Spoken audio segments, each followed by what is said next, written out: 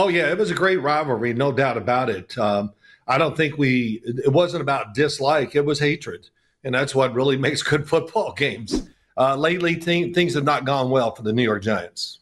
Well, neither for the 49ers. Record-wise, it would say so, but both these teams, it's been plagued just by injuries, Phil. I mean, Scatterboot, Malik Neighbors, right? You look at the 49ers, they haven't had Brock Purdy. George Kittle was out for a while. Now you're going to be missing Nick Bosa, Fred Warner throughout the year, Bryce Huff all of a sudden out there too. The bodies that have been going down, this year, but specifically with both these teams has been crazy. It is crazy. I'm looking at your roster right now for the San Francisco 49ers, and it's all red. My God, it's unbelievable. And, I look at the injury report each week, and I just go, I'm going to quit doing it because, hell, everybody's hurt. 25 guys are listed sometimes on the team being, well, they only did limited practice. Whatever all that means, I don't know. But it's just the state of the NFL. I don't know if there's any way you can fix it. They're bigger, faster, stronger. The game is spread out more than ever before. So we're going to have injuries. It's going to be a big part of every season for just about every team. All right, Phil, one of the seminal moments of my youth, there's a variety of them involving you guys with the New York Giants and yourself, but 10-1 versus 10-1, Monday Night Football, 1990. Right. There's two questions I have. The first one, this is a far cry from that, but take people back then. Bill Parcells, obviously Walsh had stepped down, but it's you versus Montana. It's Monday Night Football. It's LT. It's the great of the greats. I think it was the two best records that deep in the season ever on Monday Night Football. You guys lost 7-3, but the height of the rivalry I felt like was right then and there. Oh yeah, it was a great rivalry, no doubt about it. I don't think it wasn't about dislike, it was hatred. And that's what really makes good football games.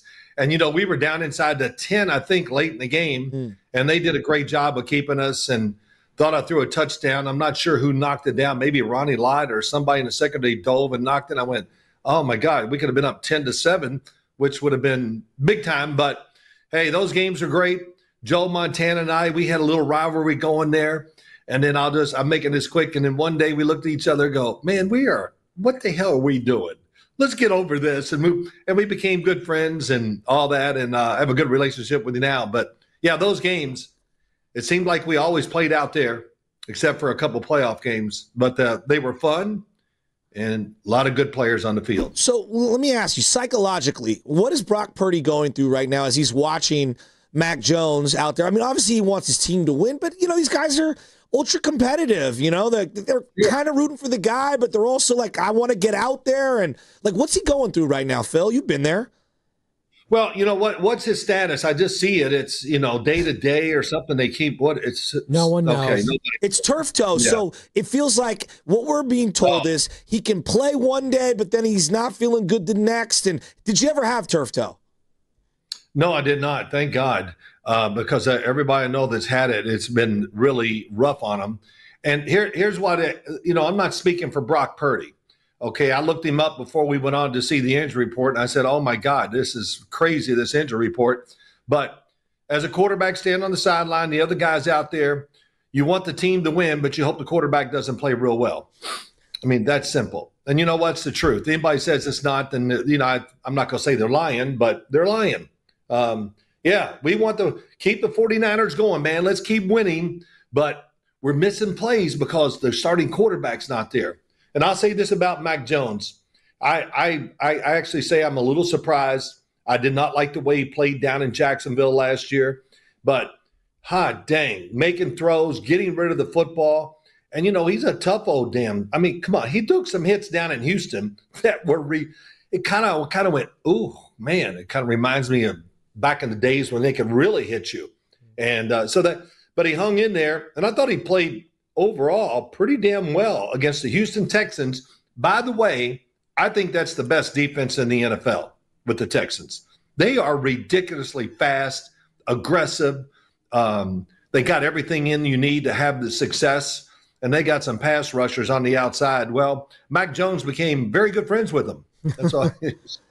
It was early in the game, right? Will Anderson hit him, and I go, oh, boy, that reminds me of back in the 80s. Just you take it right in the chest and you go flying through the air.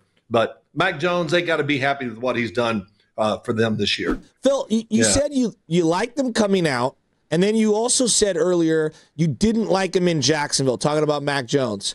Because I'm just curious, like what was swaying all? What did you like early on? Why didn't you like him? And then what's made you kind of come back around on him? Okay, it's really simple. Let's watch what he's doing out there with the 49ers. He's getting rid of the football. It's that type of passing game. And honestly, I think his arm is stronger now than it was when he came out in the draft. I see him making some downfield throws. I go, man, when he wants to torque it up and let it go, he can do it. But he doesn't have to do that but a few times a game. And down in Jacksonville, their offense doesn't have anything really, to me, in common with what Kyle Shanahan and they do out there in San Francisco. So, all these kids being drafted and all this, we talk about quarterbacks all the time. You got to design an offense that fits that quarterback. And I didn't think Jacksonville was a great fit for him. Phil, did the Niners make a mistake paying Brock Purdy all this money? Oh no, I'm not going to say that. I'm not the money guy. I don't like talking about it. And geez, good for him. Hell, he went the last pick of the draft. He shouldn't have gone there. He was better than that, but it worked out really well once he got a chance to play. I remember listening to the preseason games out there, and it was the San Francisco broadcast. And they were talking that Brock Purdy was 6'4", he'd have been a first-round pick. And I'm going, oh, man, come on, shut up. It can't be that good and whatever. And as time went on, I went, oh, now I see what they were talking about. Because he does read, gets rid of the football, has good touch. He's a much better athlete than he's given credit for. And I don't know why overall, I know it's not as bad as I'm going to say it, but the national media, certain TV shows and radio shows, they just can't get over it. How's that? He's just not that good. And then they almost celebrate when he loses. That really drives me crazy about this industry. I'm with you on that one. Yeah, it's awful. How real is the injury thing for smaller quarterbacks? Is it just random? Is there something to it? I mean, you played the position a long time, and I know you've got the war wounds to talk about it. So just what's your overall thoughts on size and being able to stay healthy? Well, I'd say it this way. For me, I grew up in the age where, when I was in high school, my high school coach, stand in there. I'll take you out if you, okay, I'll stay in there. College, it was the same thing. And then, for Bill Parcells, he always said, Sims, when you get cabin fever, it's over. And cabin fever means if you get a little nervous when people are around you, your career's over. So I was taught, he loved it. And staying there, I took so many big hits, but I don't know if size really is a big thing like we try to make it out to be. Josh Allen, some of these guys, they got a little extra armor on their body. There's no question about it. And Jimmy Garoppolo, it never occurred to me that he was maybe a little too small. But Bill Parcells, his whole thing was, like in the draft, whatever it is, when in doubt, take the bigger guy. He loved his team. He loved the team when big. When in doubt, take the big guy. And that's how he operated, and that's how we kind of built our team. What about staying healthy at the position? Is it random? Because this toe injury feels so random for Brock Purdy, but he had the shoulder, he's had the elbow. Each one of them could be random. Is there something to, I don't know, staying healthy? Or we're just frustrated here, Yeah, no, I hear you. I think it should be taught, or probably is taught more now than ever. Just, get rid of the ball. Don't do this. Don't take the hit, because the hit's coming from, like I said, bigger, faster people now. It's crazy. So, it's knowing when to give up on the play. And Brock Purdy does a good job. Sometimes I look at him, and if he's getting hit, if he gets hit too much, of course, any quarterback's going to get hurt.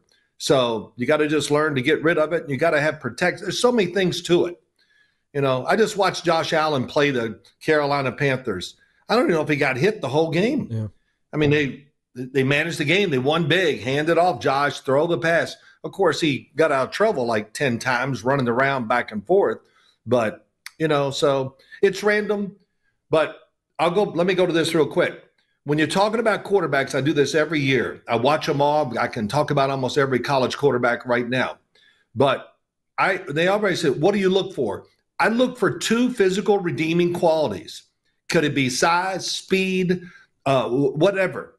But accuracy, just something that stands out. And I think you need two of those to really be a successful NFL quarterback. Is there something about Kyle Shanahan's offense that you think he does great? And is there something from the quarterback's perspective you think he needs to adjust? Because we've made a lot about audibles at the line, his protection philosophies, blocking, Juwan Jennings on Daniil Hunter was just crazy. And he's done it over and over again. And Baldy, who we bring on, is just like, I don't know why he does this.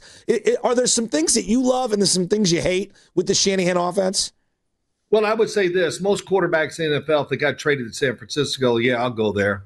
I mean, I think everybody that studies football, watches football, the 49er offense is, it's got a lot of things. They like to run the football. It's tough and all that, but it's friendly to the quarterback. I mean, that's what it is. And every year, I see throws when I watch them play going, how the hell did that guy get wide open? Well, that's because they broke down the scheme and took advantage of it. So, one thing I do moan and groan about all the time, guys that grew up with the West Coast offense thought they like to take the running back or the extra tight end and maybe most of the time, both of them, to block an edge rusher. And I just go, that doesn't work. It's amazing how many times each week I watch it and see quarterbacks take big hits or miss big plays because of that pass protection, which I didn't do one of those ever in my career because we were big on big no matter what. It was never smaller, but they're good athletes. They can handle it. No, big guys just run them over.